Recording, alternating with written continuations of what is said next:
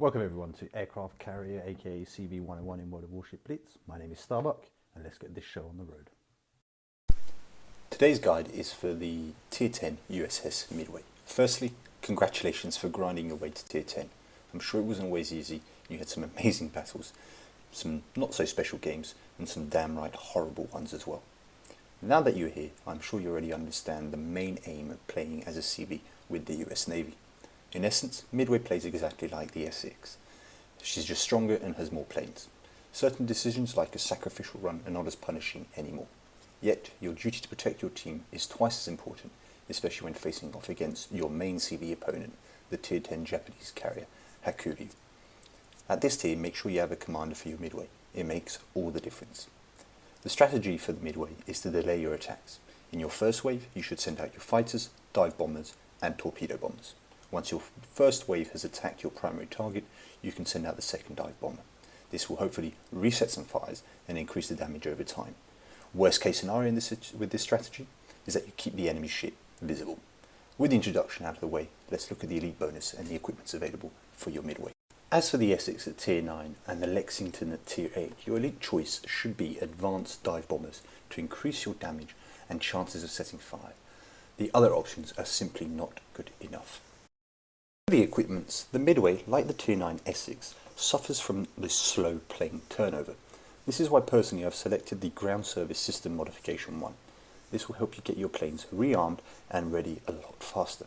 Other options like Fighter Modification 1, Attack Air Modification 1, or even Carrier Hangar Modification 3 are just not worth it in the current situation in random battles.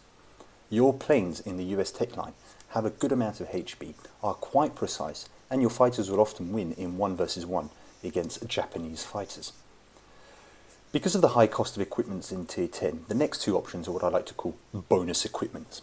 I have chosen to go for the double anti-aircraft shield by selecting the anti-aircraft damage bonus and range in the second and third equipment slots. You may, however, wish to choose other options based on your abilities to dodge torpedoes or outmaneuver sneaky destroyers. You may also wish not to purchase any bonus equipment at all. That's your call, but you should and really must purchase the Ground Service System Modification 1. With these equipments explained, let's check out the USS Midway at Tier 10 and how she performs. So, in this battle, it is a Tier 10, Tier 9 situation. Unfortunately, there's a few bots, but at Tier 10, it's not always easy when you're playing CV to get a full team's worth in play. But what this great battle is great is going to show us what not to do and what to do with the CV. So, to begin with the game, I'm going to send out my fighters, my dive bombers, and my torpedo bombers, but keeping in reserve my second dive bombers. We're going to scout the map, look for the enemy, whilst at the same time controlling the skies. So here come my fighters. I'm pressing the return home button and hopefully they have caught on. I'm going to send those fighters behind my CV because I personally think that's where I'm going to create the most anti-aircraft damage using my equipment choices as well to help me out. So there's a Fletcher. He seems to be AFK. Yes, he is AFK. So that's got to advantage. Enemy fighters have been killed and now I can attack the rest of those squadrons. You see, the big mistake from the enemy CV is that A, he is targeting me, B, sending all of them at the same time, and 3, just is getting chewed up by my anti-aircraft, rather than focusing on other targets. So there's that Yamato coming in. I've set one fire. We're trying to cap the area, but it's a bit challenging, it would seem like. But I'd like to think we're in a more comfortable situation than the enemy right now.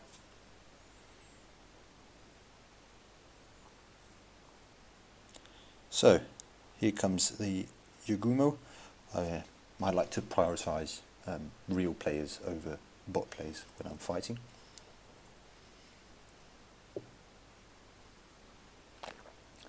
I've managed to catch those fighters, I hope. We'll see. Yes, it would seem that I have been effectively able to bait them. I'm going to send them over my CV. Still focusing that Yagumo, taking away pretty much half of his health. I know that the other players that are currently in the cap are bots, so the threat to me isn't as important as the others. So keeping my fighters cycling over the enemy to try and reduce their attack potential. You see, the enemy Midway is in the corner. His planes are taking forever. By the time I've taken 2 planes into the cap, he's only got 1 wave in. So never, never, never, never be in the corner, because you're just reducing your ability to attack faster and faster.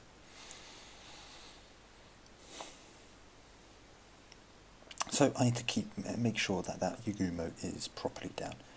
He's a big threat to me now because, well, we're 3 ships down, we still haven't had the cap captured, and my teammates are all over the place. They're not capping, I don't know why. They're not assisting me, I don't know why. So the job's left to me.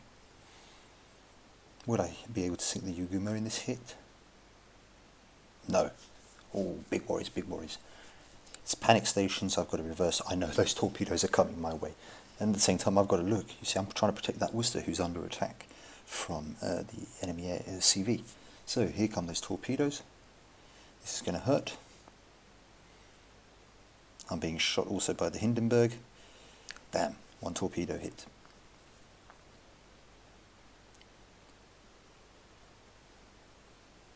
The Yugumo has come round. Guess what I've got to do? I've got to start moving forward because those torpedoes are going to come round. You only sent 1 wave, and look, here they come. Will I be able to dodge? Oh, this is very, very close. You see, in the meantime, I'm still shooting down all these planes. I'm only down to 1,700 HP. Can I hold on for a few more seconds?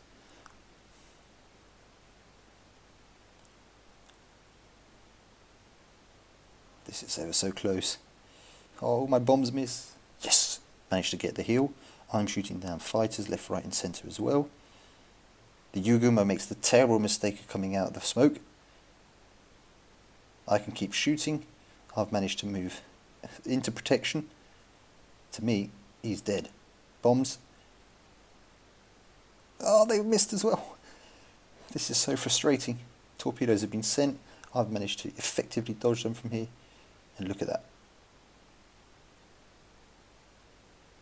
There, finally, he's finally dead. Oof, I can breathe once again. I can attack the rest of the targets. So, during that course, unfortunately, I didn't pay attention to my fighters, and I'm sorry that I can't show you the video on that, but I'm going to send them back, or in this case they've died, and regroup. So, we're in a bit of a bad situation here because, well, with 2 minutes to go, we've now finally captured the cap, but we're low on planes, and this is the effectiveness, you see, of paying attention to who's been put on fire or not. Why would I attack not only the bot, but the Yamato, who's got more health? You see, I want to get rid now of these ships as fast as possible. And that Hindenburg falls very easily. The enemy CV has decided that he should finally start engaging me, but of course with my barrier of anti-aircraft, what he's doing is not good. But I can't die. I really, really can't die in this situation. Managed to get a few more seconds before my repair kit time, and there you go. I'm more or less safe. I know that I am more than capable with my anti-aircraft shielding to get rid of all those planes before they can do serious damage to me. Yes, I don't want them to do serious damage to me. So we've now finally surpassed the enemy team on point. The only one big threat is to kill me, and he should have sent those torpedoes against me, not against the Yamato. So now it's just a question of search and destroy the last enemy ship, being the CV. As I said, this game was not necessarily the most competitive, but it was also the most interesting to see the importance of good carrier play, because if that carrier had paid more attention, was closer to the circle, played more as per the guides and strategies that I've been mentioning in several videos and in this one as well, they could have very easily won this game and overpowered me in my friendlies. Now, maybe the course of battle would change, some of us would have felt a bit more urgency, but this Midway carrier played way too passively by searching for the corner. He has penalised his team from the ability to do some very, very strong damage. And because of that, then, well, on the opposite hand, with my playstyle, I was able to pull the victory and also gain the MVP status. So looking at this results screen, as I had just mentioned, the point is to just compare and contrast the different gameplays between the two midways. As you can see, the enemy midway only did 25,000 damage, only shot down 12 planes. On the contrary, with me, 73,000 damage and 37 planes shot down. Not to stroke my own ego here, but what I'm trying to show you is, with the right strategy, with the right tips, with the right tricks, with the right awareness, this can be your kind of game when facing other midway players like this. And well, guess what? If everyone starts playing better, it's going to be more competitive, stronger, and you're going to have far more fun if everyone raises their level skills a little bit better.